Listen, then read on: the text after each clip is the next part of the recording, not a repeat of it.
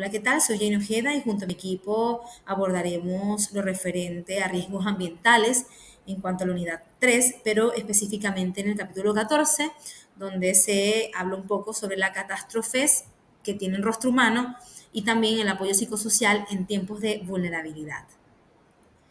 Este equipo lo conforman Víctor Montilla, Angie Vita, Jessica Colmenares, Carla Montilva, Delfina Brazón y mi persona, Jenny Ojeda. Pues bien, en primer lugar es importante mencionar una breve descripción del caso, entendiendo que este capítulo en el que haremos referencia toma en consideración, por supuesto, esa intervención psicosocial que es importante en medio de situaciones abrumadoras por las que pueden quizás pasar muchas personas. Por lo tanto, cuando hablamos de vulnerabilidad, en este caso ante catástrofe o desastres naturales, las personas más vulnerables pueden ser las mujeres, niños y también adultos mayores. Entendiendo que cuando hablamos situaciones que tengan origen en la naturaleza, estos tienen que ver con desastres, ¿no? Y cuando hablamos de que es originada por la mano del hombre, hablamos de atrocidades. Por lo tanto, en estas situaciones por las que pueden pasar diferentes personas en momentos de su vida, la solidaridad, por supuesto, que es un valor bastante necesario, por lo que quizás ayuda a minimizar un poco el dolor ante la pérdida material, pero también humana. Por lo tanto, muchas veces el trauma por la que pueden pasar muchas personas ante situaciones como esta pueden ser estigmatizantes y por supuesto que muchas veces no se toma en consideración quizás ese proyecto de vida que existía o que tenía la persona antes de pasar por alguna situación como esta, ¿no? El perder un familiar o perder cosas que son significativas para esta persona, entendiendo que la pérdida material pudiera ser como digamos, importante en medio de las situaciones que puedan enfrentar. Por supuesto que esto está muy asociado a una experiencia traumática, una experiencia de dolor y de pérdida, como decía anteriormente, y que se recupera de una manera u otra este sentido de conexión junto con la esperanza, es decir, lo que puedan brindar las instituciones y también el apoyo de todo un colectivo que se pueda abocar en ayudar y ser solidarios con personas que pudieran estar pasando en un momento por una situación como esta. Por lo tanto, cuando hablamos del superviviente o la persona que enfrenta una situación como esta, lo que puede ayudarle a salir adelante, aparte de lo que es una intervención psicológica y por supuesto psicosocial, es la misma comunidad, quien impulsa, quien ayuda a transformar quizás esa pérdida también en una forma de ayudar a la persona, ¿no? A brindar esperanza para poder salir adelante. Por lo tanto, hablamos también de una reconstrucción social y en la que tanto instituciones privadas y públicas puedan aportar y abocarse a la necesidad de estas personas. Existen, por supuesto, en el mundo distintas situaciones como huracanes, en este caso el huracán Mitch, el terremoto que sucedió también en el Salvador, y distintas situaciones que pueden perjudicar, digamos, la estabilidad. El terremoto en El Salvador, que fue aproximadamente 844 personas fallecidas y 4.723 personas heridas, así como otros desastres naturales, por lo menos acá en Chile, lo que sucedió con los incendios en la región de Valparaíso, donde muchas personas perdieron sus viviendas, muchas pérdidas también humanas. Entonces, ante esto, por supuesto que el dolor no se hace, se hace muy visible porque ya estamos hablando de dos elementos bastante significativos, como es la pérdida material y también lo humana. Por supuesto que de esto existe pues una sensación como de abandono, una sensación donde tras estas catástrofes también hablamos del pánico y que estos sucesos, por supuesto, dan una sensación de hundirse en el mundo, es decir, me quedé sin nada, estoy solo, abandonado, y por lo tanto se genera después de esto lo que son los trastornos de estrés postraumático, que también se pueden tomar en cuenta dentro del DSM-5 como un trastorno que se genera con síntomas de evitación o síntomas de activación. Por lo tanto, en los siguientes puntos se abordará también un poco en base a estos otros elementos que son necesarios para una adecuada intervención psicológica e intervención también que permita no solamente la reconstrucción social, sino también el bienestar de las personas que son parte o, digamos, viven una situación como estas. Saludos cordiales, profesor y compañeros de equipo. A fin de contextualizar el tema mencionado anteriormente por mi compañera Jenny Ojeda, haré un breve resumen de lo que sucedió, de la problemática mencionada en este capítulo 14. El mismo se centra en las comunidades de Tizapa y San Andrés en El Salvador, los cuales sufrieron las consecuencias devastadoras de un terrible deslave en el año 2005. Esta situación de crisis se evidencia en varios aspectos. Primero, el deslave provocó tristemente la pérdida de vidas humanas y así también la destrucción pues, de las viviendas de las familias afectadas, dejándolas en una situación devastadora, desamparada y de vulnerabilidad total.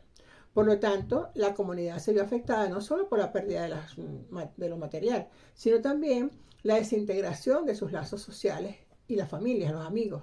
Aunado a eso, la pérdida de sus tierras y la imposibilidad de regresar nuevamente a sus hogares destruyó el tejido social en el que habían vivido durante años, generando de esta manera un profundo impacto emocional en todas las personas que tuvieron que sufrirla.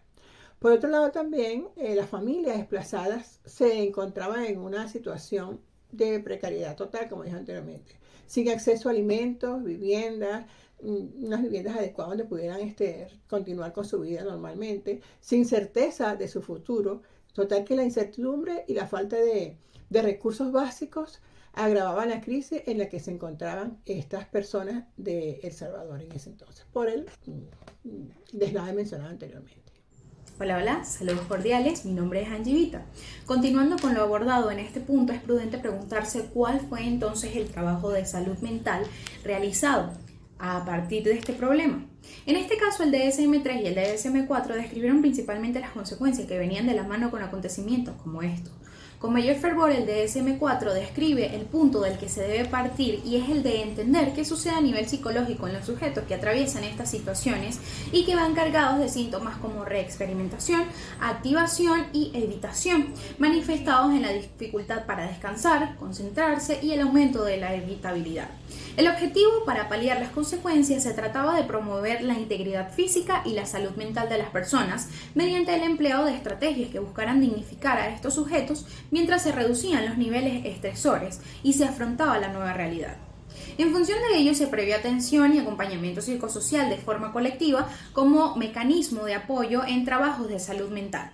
Paulatinamente, psiquiatras brindaron apoyo haciendo evaluaciones frente al síndrome de estrés postraumático, donde al menos el 50% de los sujetos tenían síntomas que eran compatibles, aumentando al año a un 77% y a los 2 años a un 70%, siendo la causa de este aumento su permanencia en los refugios por más de 2 años, causando efectos colaterales que en la salud mental y emocional de las personas.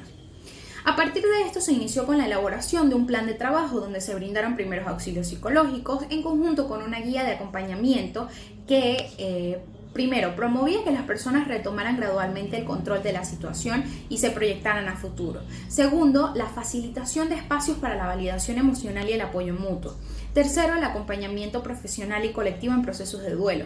Cuarto, el fortalecimiento de la familiarización con las comunidades a través de espacios de encuentro. Y quinto, la promoción del liderazgo en la comunidad, donde se resaltaban los derechos y las responsabilidades de esta. En este caso se abordó de una manera muy peculiar a la población, clasificándolos en 2 grandes grupos para su trabajo. El primero fue el trabajo con niños, niñas y adolescentes, que consistió en recomendarles a sus cuidadores y responsables el que les permitieran expresarse sin ser juzgados para la exteriorización de las emociones. Para ello se les propiciaría y se les proporcionaría contacto físico y acompañamiento, no se les negarían los hechos para promover la aceptación considerando su edad y su nivel de comprensión, y se les brindó psicoeducación en caso de que volviera a acontecer un suceso similar, así como las formas en las que debía actuar, reincorporándolos a rutina, animándoles a participar en tareas cotidianas como colaborar con los alimentos, buscar leñas, apoyar a las personas heridas, entre otras. Para ello se llevaron a cabo dinámicas grupales como dramatizaciones, juegos lúdicos recreativos, arteterapias como cuentos, dibujos, elaboración de figuras con plastilina, charlas y conversatorios grupales sobre lo sucedido. Aunado a ello, también se implementaron técnicas de relajación y la expresión a través de la imaginación a futuro. En segundo lugar, también se trabajó con adultos a través del apoyo psicosocial con el fin de que se promoviera el desahogo, el manejo del estrés, el duelo y el afrontamiento. En función de esto se llevó a cabo una serie de actividades como el reconocimiento de emociones, su expresión y validación para normalizar lo que sentías y reducir la ansiedad. También se trabajó con actividades orientadas al manejo del estrés y la psicoeducación sobre la salud mental en temas vinculados al desastre y cómo había esto afectado su respuesta conductual.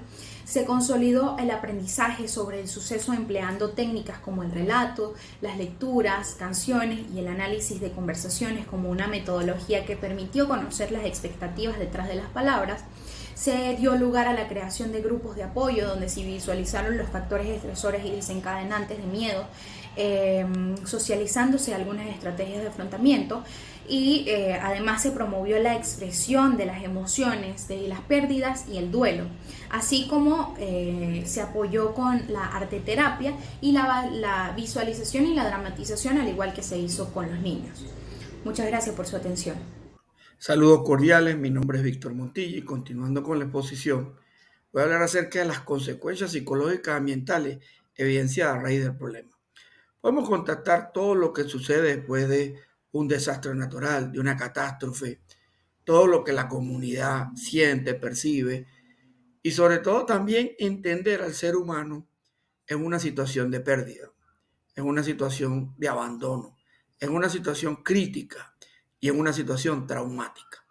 Entre las consecuencias principales que se evidencia después de una catástrofe está el trauma y el estrés postraumático.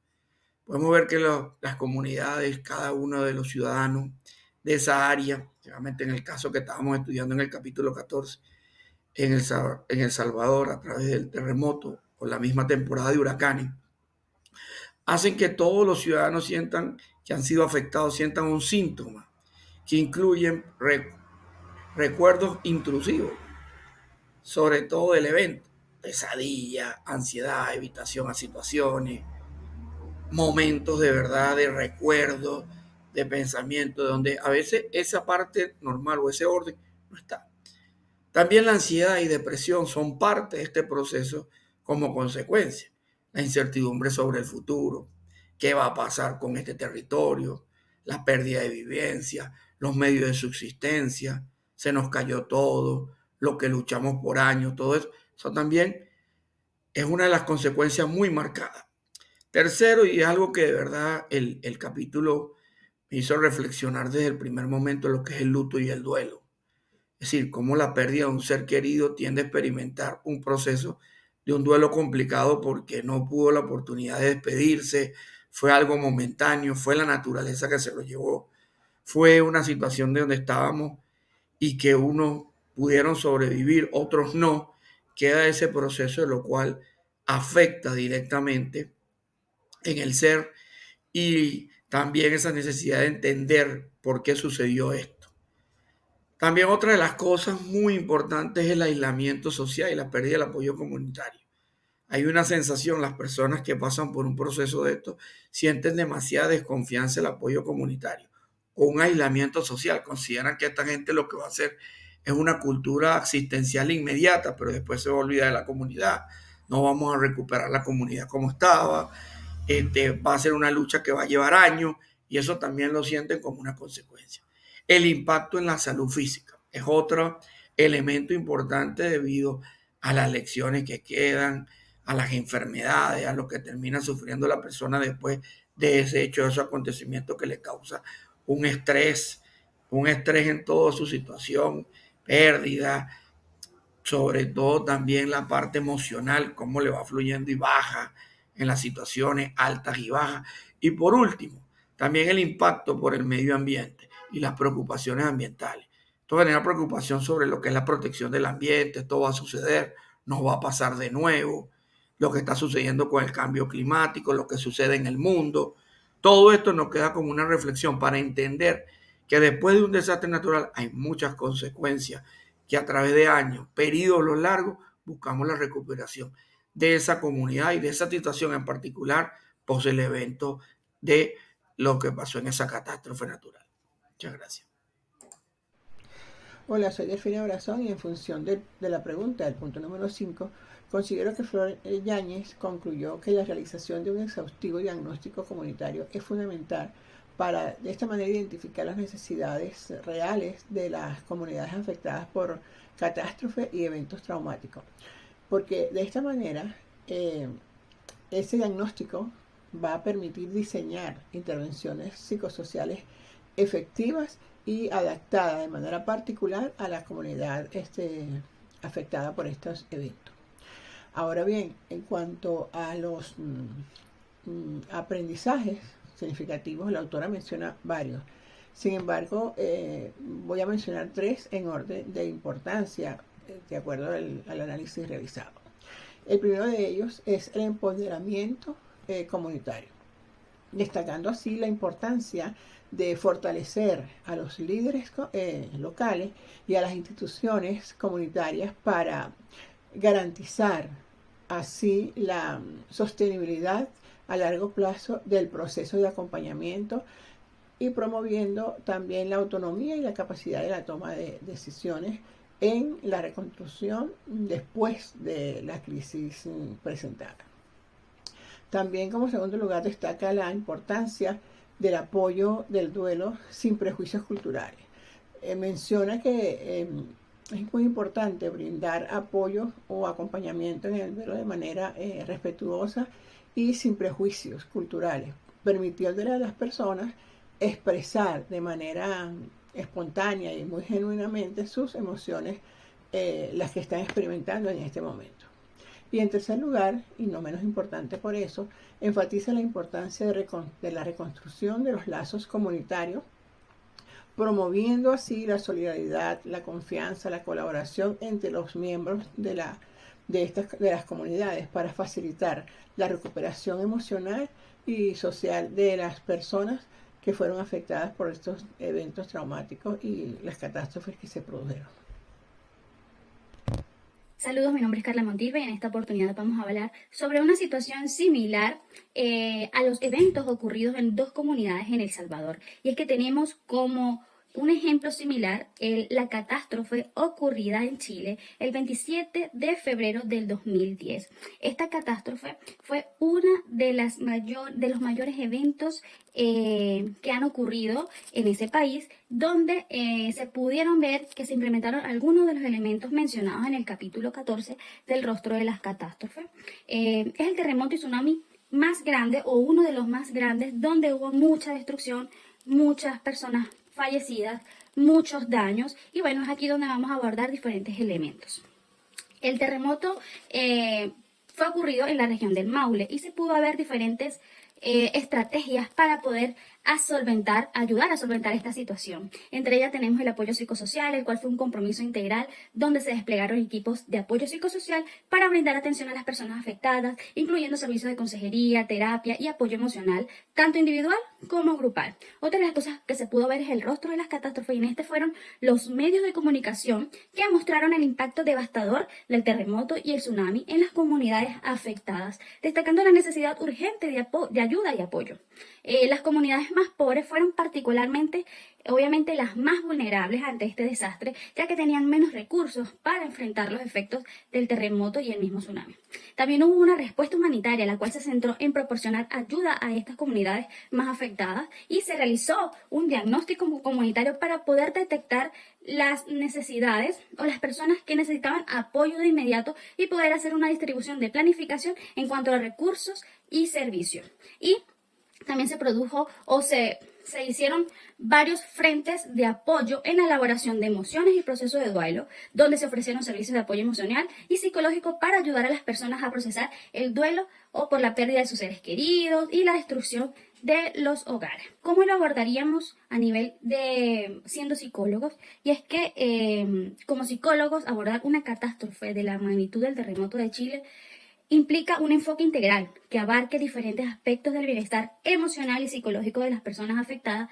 Y bueno, aquí se pueden implementar algunas estrategias claves, como por ejemplo la evaluación de las necesidades, es decir, realizar una evaluación inicial de las necesidades psicológicas y emocionales de las personas afectadas. Esto puede implicar la identificación de aquellos que necesitan intervención inmediata debido a un trauma severo o riesgo de trastornos emocionales. También proporcionar apoyo emocional, ofrecer apoyo emocional y asesoramiento individual o grupal para ayudar a las personas a procesar el trauma, el duelo y otras emociones relacionadas con la catástrofe. Esto puede incluir técnicas de manejo del estrés, terapia cognitivo-conductual y actividades terapéuticas expresivas. El manejo de duelo, es decir, ayudar a las personas a enfrentar el proceso de duelo por pérdida de sus seres queridos, hogares y pertenencias. Proporcionar un espacio seguro para que puedan expresar sus emociones y así facilitar estrategias saludables para lidiar con el dolor y la pérdida. Promover la resiliencia es otra de las estrategias que se podía abordar como psicólogo, y es que facilitar la identificación y el fortalecimiento de los recursos personales y comunitarios que promuevan la resiliencia. Sin duda alguna, esto puede incluir el fomento de redes de apoyo social, el fortalecimiento de habilidades y afrontamiento y la promoción de actividades que brinden un sentido de normalidad y control. El acceso a recursos, es decir, esto se puede implementar y sí o sí es necesario ante un evento de esta magnitud, es decir, conectar a las personas afectadas con servicios y recursos disponibles como atención médica, asistencia legal, ayuda financiera y vivienda temporal. También coordinar con otros profesionales y organizaciones para garantizar una respuesta integral a las necesidades de las personas afectadas. Y por último, obviamente es importante hacer una intervención comunitaria, facilitar la participación en la comunidad a través de una planificación y ejecución de programas de apoyo psicosocial. Esto nos va a permitir organizar a grupos de apoyo de actividades recreativas, culturales y promover la participación en la toma de decisiones sobre la reconstrucción y desarrollo comunitario. Hacer un seguimiento y adaptación, porque no se puede hacer o implementar esta estrategia sin saber cómo vamos, sin saber qué resultados vamos obteniendo, sin saber si está funcionando o no. Es por ello que hacer un seguimiento y adaptación, es decir, monitorear el progreso de la intervención y adaptar las estrategias según sea necesario en función de las necesidades cambiantes de las personas afectadas y de la comunidad en general. En resumen, abordar una catástrofe de esta magnitud como psicólogo implica proporcionar un apoyo integral que reconozca y responda a las necesidades emocionales y psicológicas de las personas afectadas, promoviendo la resiliencia individual y comunitaria en el proceso de recuperación. Esto fue todo por hoy. Mi nombre es Carla Montilva.